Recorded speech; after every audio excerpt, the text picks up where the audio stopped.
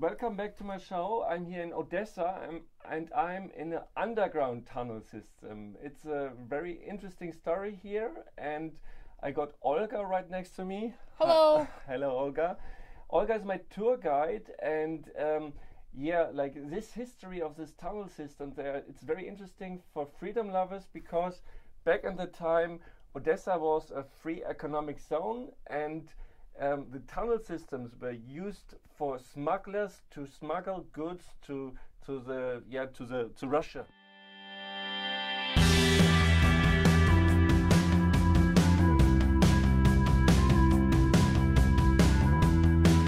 Well, they were used to smuggle goods outside the city. They were used to store the goods, which were brought to Odessa's port from the European ports.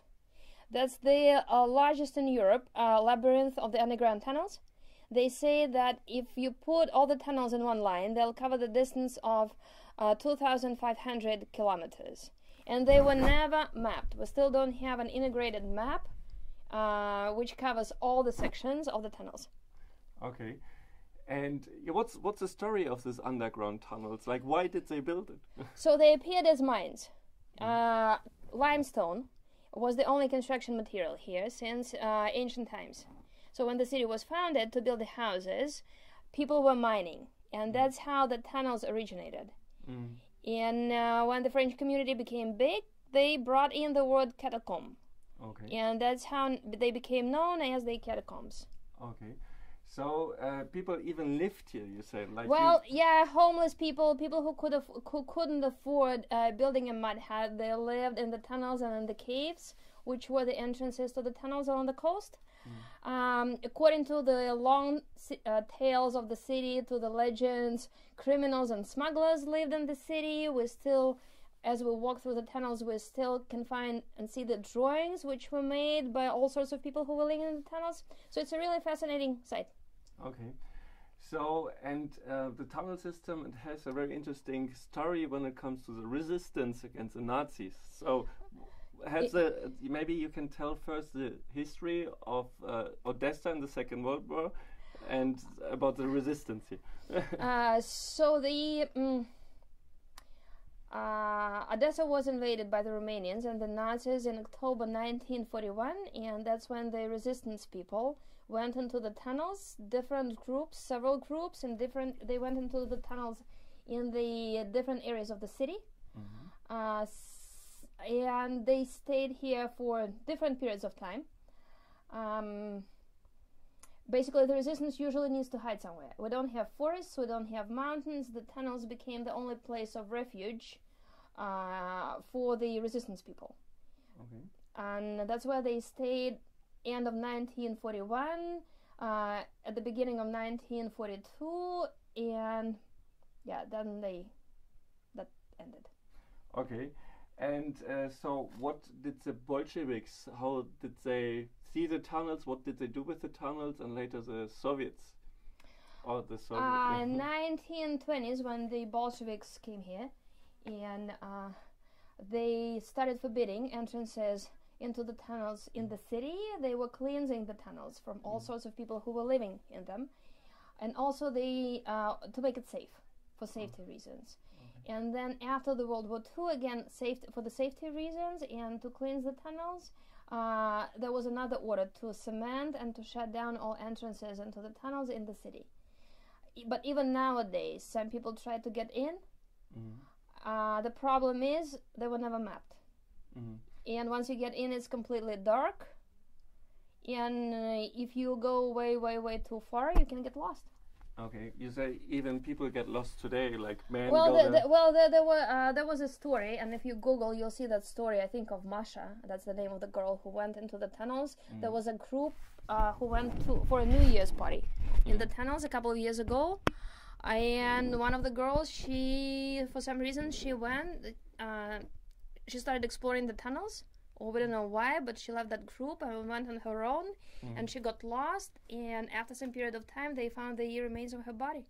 Okay, So, and there are even like hidden entrances in the city to the tunnel system, right? Well, now they say that if you go to the outskirts of the city center, you see plenty of small one-story houses, and if it's the same family owns this house from generation to generation, they still know which door to open and how to get in. So some entrances, you know which door to open, which concrete block to lift up to get inside the tunnels.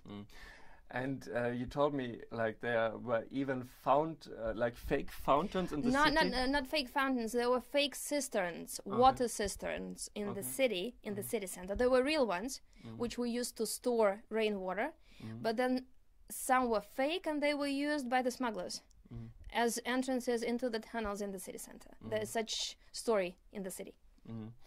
So yeah, it's a very interesting site here. Like I would recommend you to come here. Like when you're in Ukraine, like make sure you come here to Odessa and see the tunnels. And of course, like I'm gonna link Olga's phone number. She got a homepage. She got a YouTube channel.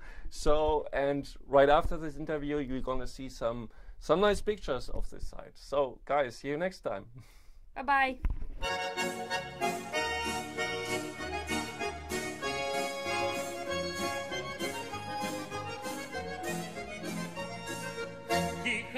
Козаки із дому додому підманули Галю, забрали з собою. Ой, Галю, Галю молодая, підманули Галю, забрали з собою. Ой, поїдем, Галю, з нами козаками, краще тобі буде, чим у рідної мами.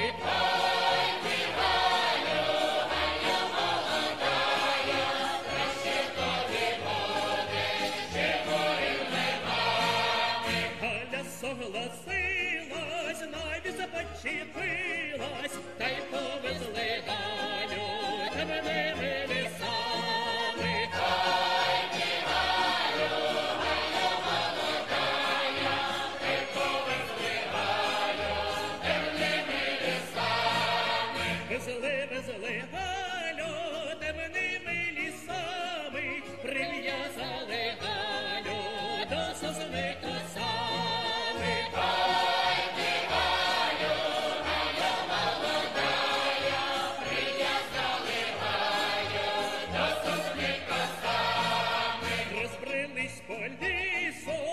Збирали хмизу, підпалили сосну, від гори до низу. Ой, ти, Галю, Галю молодая, підпалили сосну, від гори до низу. Горить сосна, горить та й пилає, кричить Галя криком, кричить, розмовляє.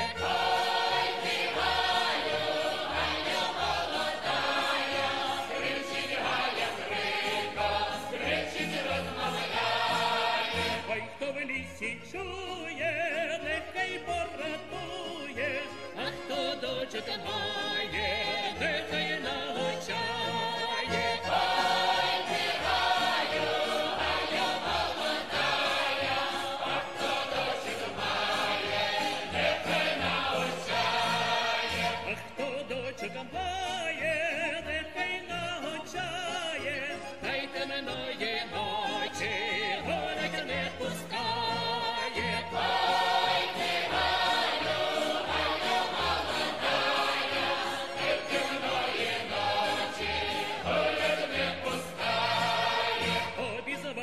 Козак, я в полі ночую, я твій голосочок здалека почую.